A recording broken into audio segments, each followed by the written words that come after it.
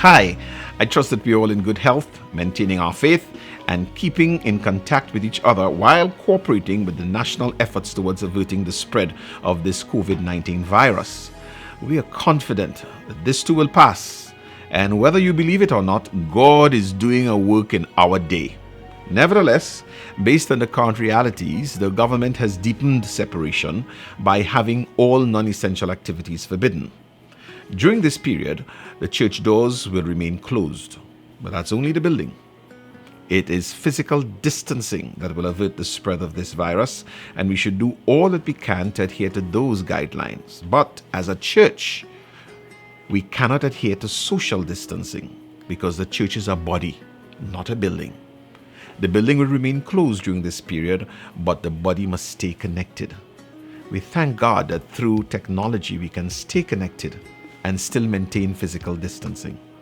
Let's not forget that even though Christianity is based on a personal relationship with Jesus Christ, our Christianity is not private.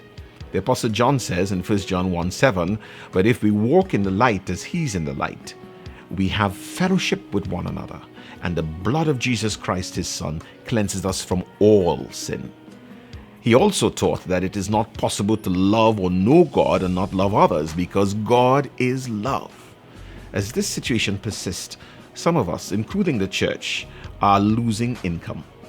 Some still will deal with the bereavement. Others are sick not just because of this disease, but other diseases that are normal, and some are even incapacitated. For them, this makes a bad situation even worse. So let's stay in touch with each other and assist where we can. We must love in deed and not just in word. Hebrews 10:25 says, "Not forsaking the assembling of ourselves together as the manner of some is, but exhorting one another, and so much more as you see the day approaching." As we look at what's happening in our world, the day is definitely approaching. So let's not forsake exhorting one another. Now, physical distancing has biblical precedent as a means of averting the spread of contagious diseases.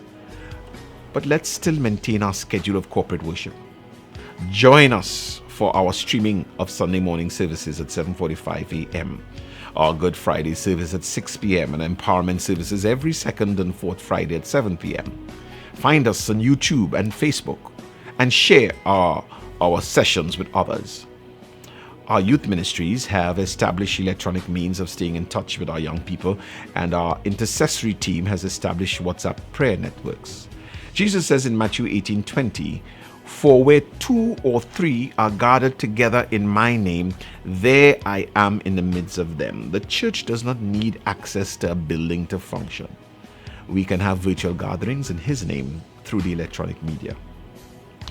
You can also use this time to further enhance the spiritual development of yourself and your family by accessing Right Now Media. The church the church continues to invest in this for your benefit. And we are giving you free access to the biggest Bible study library in the world.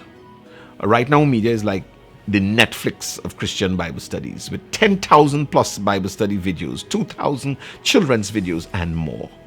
Log on and create your free account.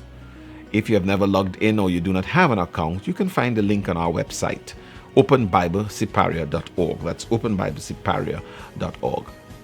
For those of us who have the facility, let's continue to honor the Lord with our substance and the first fruit of our increase via online transfers to the church's account, 2616301. That's 2616301 at First Citizens. Our account name is the Incorporated Trustees of the Open Bible Standard Churches of Trinidad and Tobago, Siparia. And the account type is check-in. Please remember to email the information to the office detailing the transaction date, amount, and purpose of funds so that our appropriation of these receipts could be accurate. Now, this pandemic is having major global impacts on several levels, which should cause us to pause and reflect on our priorities. If everything is lost, what remains is our loved ones, ourselves, and our God. Let's ensure that we put emphasis on what is important and not be consumed by majoring in minors. Let's look first, or rather seek first, the governance of God in our lives and have faith that the other things will come after. Sometimes we are placed in a situation where we cannot turn to the left or to the right, but we can always look above. Our help comes from the Lord.